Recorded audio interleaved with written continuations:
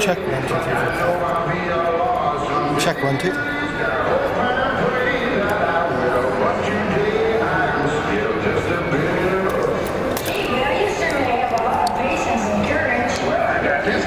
When I started, I wasn't even a bill. I was just an idea. Some folks back home decided they wanted a law passed, so they called their local congressman, and he said, "You're right, there ought to be a law." And he sat down and wrote me out and introduced me to Congress, and I became a bill. And I'll remain a bill until they decide to write me a law. I'm just a bill. Yes, I'm only a bill. And I got as far as Capitol Hill. Well, now I'm stuck in committee. What a few key congressmen discuss on TV, whether they should let me be all I'm free that they will. But today I'm still just a bill.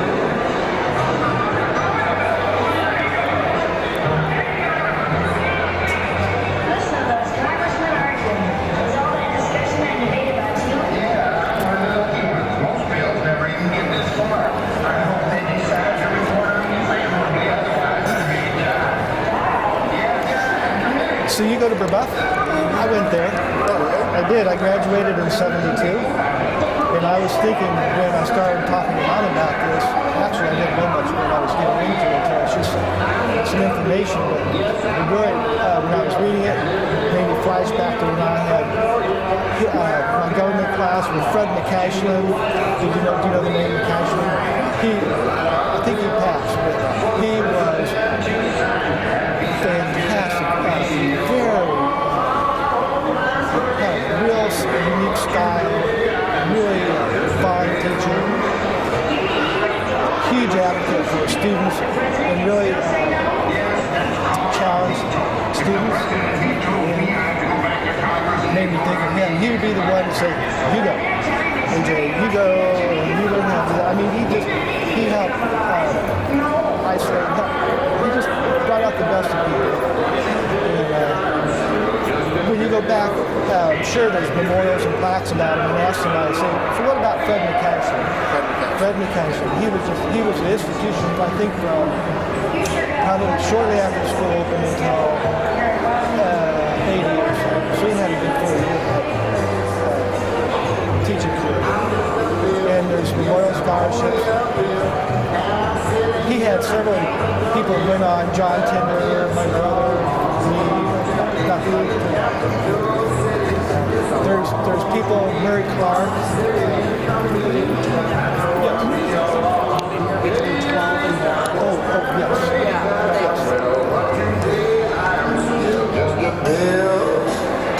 You certainly have a lot of patience and courage. Well, I got this far. When I started, I wasn't No, they'll see this. So anyway, he was a fabulous guy, and he would be all in favor of this. He would be here. Really classy. Oh my God, he had style, class, his dress. He wore cufflinks, his shoes were always polished. He set a good example for people. His hair good, articulated everything he spoke, said. He's a very good person. Loved his job. So,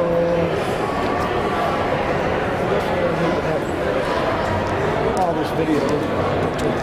I'm ready. I think I'm ready.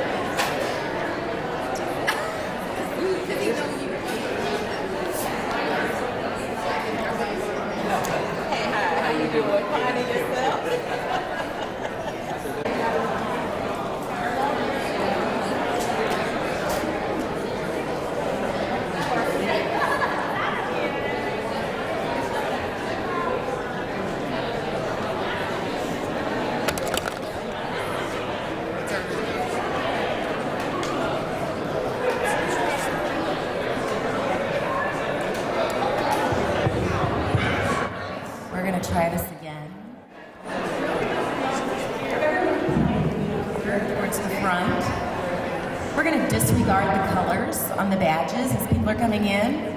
You're all going to be group 2. So come on up. Let's sit down.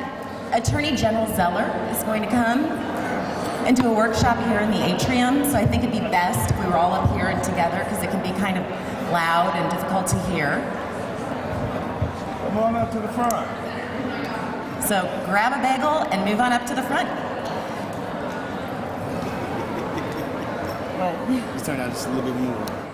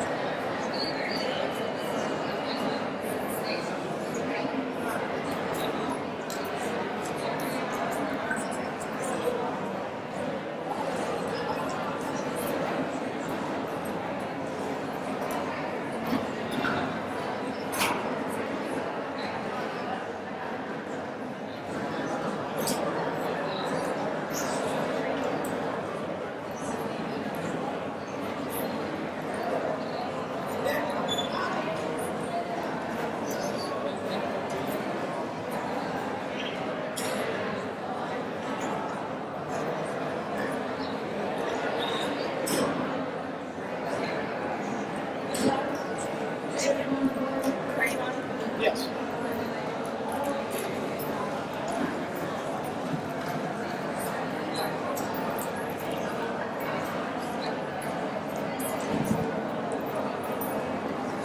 Can I have your attention, please?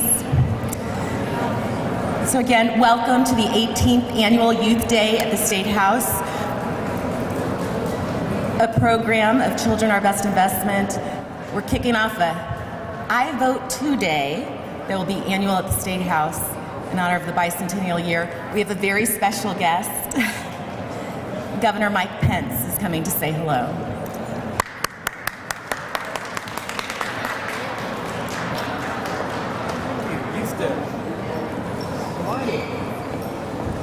Well, good morning, all. Thank you all for coming to your State House on Youth Day 2016. It's a delight to see you all here. The Indiana General Assembly is in session. So I see many of you already are wearing your blue page badges, and you're going to see a lot of activity in the House and in the Senate today. We're in the midst of what's called the short session of the General Assembly, because in Indiana, we have the General Assembly meets every year, but we only meet to craft a budget every 2 years. And so that's called the long session of the General Assembly, and we completed that session last year. But the history and tradition is that we meet for a shorter period of time during the even-numbered years to work on issues that are remaining to be resolved beyond the budget. And so there's a lot of good debates that are going on today, and I hope you're enlivened by it. And more than anything else, I hope you're inspired to be a part of it someday. And not just to be encouraged to vote, because I know it's we're encouraging participation and involvement and citizenship. The ultimate right that we have as citizens, beyond the freedoms that are enshrined in our Bill of Rights and our constitutions, but is the right to vote, to choose those who lead us. We are a government of the people, by the people, and for the people, which actually doesn't work unless the people are involved, if you get my meaning. So I hope that you're inspired to be involved, but also I really do hope, and I know the organizers of Youth Day hope, maybe you leave here a little bit inspired about being in leadership yourself, taking the opportunity someday to step forward and help to lead this great state. For my part, I had that dream when I was about your age. I dreamed someday of representing Indiana in Washington, D.C. I had the chance to do that for 12 years, but honestly, I never remember dreaming that I would have the opportunity to serve this great state as governor, which I've had the privilege to do now for 3 years. So the sky's the limit, folks. Roll your sleeves up, walk the hallways of this great and historic State House, and be inspired, because pretty soon it's going to be your turn to lead. Thank you very much. God bless you, and welcome to your State House.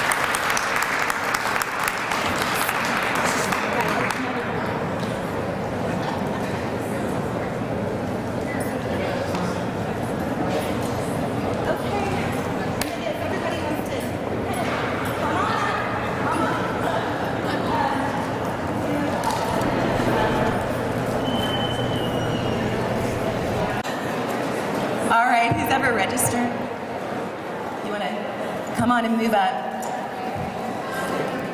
I want to introduce the Attorney General, Greg Zeller, but also a dear friend and a wonderful, wonderful man and citizen of Indiana.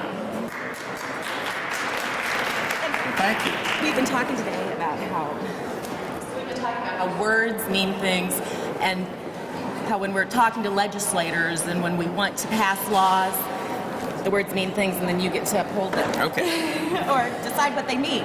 Well, that's right. As attorneys, we deal with laws all the time and what they mean. So, but let me first start by welcoming you to our State House and the beautiful building here that really represents our state government. You can see the three branches of government represented in the architecture. I've always liked that about the executive branch is on this floor. You'll hear all the noise up there. That's the legislative branch. The third floor is where the judiciary serves. So you can see part of our constitutional structure right here in the architecture of the building. But let me start by thanking all of you for participating. You know, a lot of people in our state and our country don't participate in government anymore. Last presidential election cycle, we had the lowest voter turnout in the primaries in our history. We were 42nd in the nation. So our civic engagement is pretty low. So you all have taken the first step by just simply showing up. Democracy, I always like to say this, democracy is a participatory sport. If you don't participate, we don't have a democracy. So I'll start by thanking you for participating in part of a process. You know, I think a lot of people, and I'll be honest, they're turned off by politics. And I'll admit that when I was in class in your age groups, I never liked politics. Quite frankly, even as an elected official, it's not my favorite part of the job. But luckily, the Attorney General is not really a partisan role. The executive branch, there's really no bipartisan or partisanship. The judiciary, there's no partisanship. You don't have a Democrat or a Republican judge. So the work I do is serving government of both parties. I also represent people as consumers. So those are some of the most important parts of the job of Attorney General. But only in the legislature, where you have a majority and a minority. That's where you have bipartisanship. Hopefully on a good day we have bipartisanship. But there is a real role for politics, and it can be a very productive force. So don't be turned off by the fact that you may not like politics. Quite frankly, I got elected, and I still don't like politics. But I always tell people, don't leave governing. Don't leave the running of our state and our country to just the people who like politics. If you don't like politics, we need you. We need you to participate, because it's really not a game. It's not something that's just a sport. Politics in its best listens as much as it talks. Now you may not see that on the presidential debates. There's not a lot of listening. But don't be turned off by that. That's, let's say, the politics of our day. But it was not always like that, and it doesn't always have to be that way. Let me tell you a little story about when I first started. I went to law school down in Bloomington because I thought the idea of being a lawyer and the oath of being a lawyer that you swear when you become a member of the bar is that you will serve your client's interests above your own. Now, if you think about that, putting aside your own interests to serve others, that's almost like a vocational calling. It's not a job, it's a high honor. So I was really attracted to practicing law because of that idea that you would serve others' interests before your own. After law school, I went to work in the United States Senate. You all are too young to remember a senator named Dan Quayle. Now, I served 10 years with Senator Quayle. He went on to be vice president. But when I served in the office out in Washington in the Senate, this was in the early 80s. And in those days, he was a ranking minority member on a labor committee, and the ranking minority member was Senator Ted Kennedy. Now, you couldn't have had people who disagreed more about what we should do between Quayle and Kennedy. They were almost opposites in terms of their political perspective. But they came together and passed a bill that I worked on called the Job Training Partnership Act. It wasn't like anybody had to sell out. No one compromised their values. What we found is that what they brought to the table and what we brought to the table, when we worked together, we actually produced a stronger bill than if we would have just had our way. So the fact that we had both parties in a bipartisan way coming together to pass legislation, first of all, it passed 98-0. There were 2 members missing that day, so we passed it without anyone voting against. That not only gets the best of both parties, but it has an easier time when it comes to the public supporting a piece of legislation. So one of the things you have to realize, that just because you can win, if you can't get public support, it really comes at a huge cost. So in this building, when we have a good day and people work together and pass a bill in a bipartisan way, it's not just good for the building and good for our laws, but it's good for the people because there's more support if you have people from both parties supporting a bill. So think about the idea of not just trying to win, but trying to work together in a collaborative way so that the best interests of everybody are served. All the years that I worked in the Senate and the White House, I learned a lot, not just from the people I worked with, but the people that we served. So you always leave yourself open to listening to what others are saying. You don't come thinking that you know it all. That's really one of the biggest mistakes. So I think as leaders of tomorrow, you have these opportunities that are before you that I want to really make a big point on. You don't wait until you get appointed to a position.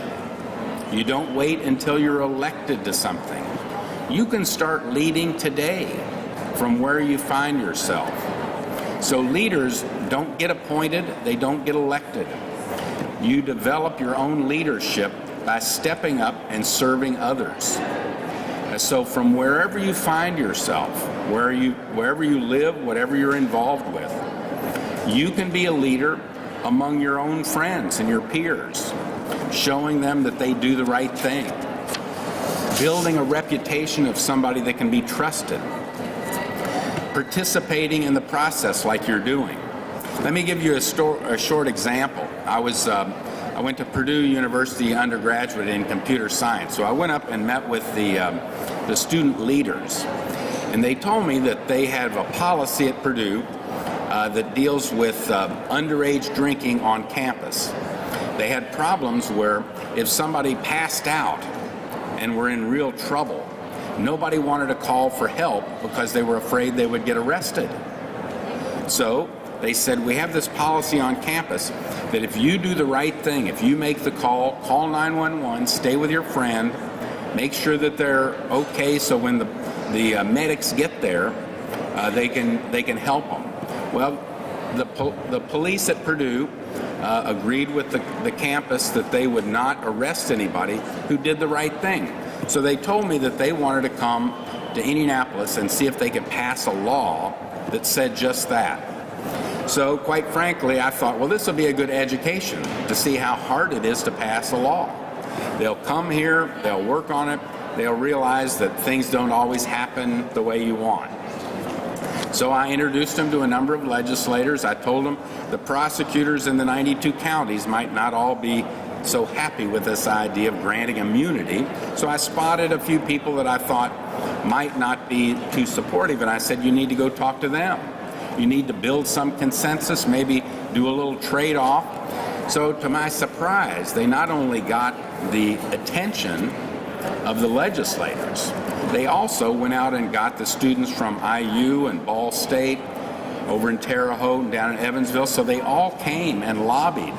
So here's the college leadership of all these colleges that came here to argue that they wanted to pass a bill. And to my surprise, the very first year, they had to do a little trade-off, they had to find compromise, but they ended up passing the Indiana Lifeline law the very first year.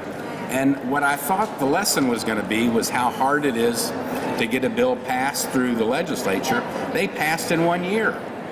The voices of students in college woke up the people in this building to a problem on campus, and they changed the law. None of them were elected. None of them were important in some sense in their own communities, other than they were leaders in their own communities and their own campuses, among their own friends, and they came here and they were heard. So I would ask you to think about the role you play in serving as a leader in your own right. So don't wait for later to be a leader. You should stand up and be heard today. So as part of the idea of being part of this group, you're already taking the first steps to participating in our civic society, being involved and responsible as a good leader. So the building blocks of being a good citizen is first to respect the rule of law. You know, as Attorney General, one of my obligations is to serve the government, but also the people of the state. We argue cases in front of the U.S. Supreme Court and in our own state Supreme Court. Now, I always try to win. That's kind of a common theme of lawyers. I'm just a bad loser. I hate it to lose. But when I do, you hate to lose. I'm a competitor. But when I do lose, as a lawyer, I'm an officer of the court, and it's my obligation to go out and tell people that this is the rule of law. This is the deal that we've all signed up for. So, okay, I lost. I wanted the other side to win. But when I lose, I have to go out and tell people This is the rule of law. The courts have spoken, and we all have to respect the fact that that's their role. So I don't have to agree with them, but I have to tell people that under our system, we respect the courts, we respect the decisions of the courts, whether we like it or not. So it's important that you focus on the compact that we've all signed in our own state as part of a civic society. You don't have to agree with the laws. You can come here and try to get them changed. But we all agree, as a good citizen, we have to abide by the laws. I'll give you another example. You probably read in the paper, or at least heard about, all the arguments they had in this building regarding the RFRA. Had lots of people here. They were all demonstrating one way or the other. There was a lot of conflict. Well, I went down to Bloomington where they were having a rally. So there was people all over a field, and they invited me to come up and speak. Now, they all had their own opinions on the subject. But what I talked to them about was not the issues that they were all there to talk about, but it was they were exercising every First Amendment right they have in our Constitution. They were having free speech. No one can stop you from saying what you think. They were assembling, the freedom to assemble. They were upset with what the government was doing. That's called the redress of grievance. And they were doing it all peacefully within the context of the First Amendment. So I was actually there as the lawyer for the state to celebrate the fact that the First Amendment that we all have is a way of participating and challenging our government, having our own say and being heard.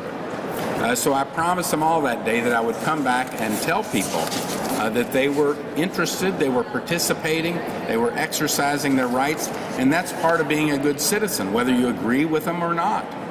So we have to get beyond, our disagreements and recognize that coming together, working together with people that we agree with and people we disagree with, really builds a stronger civic society. So through your participation with the iVote2.org that you're all a part of, you're not only working as leaders within your own community, but you come together to be part of something bigger. And you can do a lot more as part of an organization than you sometimes can as an individual. So I consider myself a good lawyer. I argue my case. But as the Attorney General, I have 157 lawyers. I'm part of something bigger. I've joined that to not just be the leader, but to be an active part of an organization that represents our state and the 6.5 men and women and children who all live in Indiana. So it's a real honor to be your Attorney General. It's an honor to come before you and challenge you to step up and lead from where you are today. And hopefully, in your leadership in your schools and in your communities and among your friends, you will build a reputation, you will show that you're a strong leader, and hopefully one of you can someday come here and either stand where I am as Attorney General or serve in another elected capacity. So I'll challenge you all. Don't be turned off with politics of our day. Don't be disappointed with what you see on TV. You can change and make things better. So it's going to be your state, it's going to be your country. You have the opportunity to lead. So I challenge you to continue your participation, develop the strengths of a leader, and continue to be involved and make this a better state. So thank you.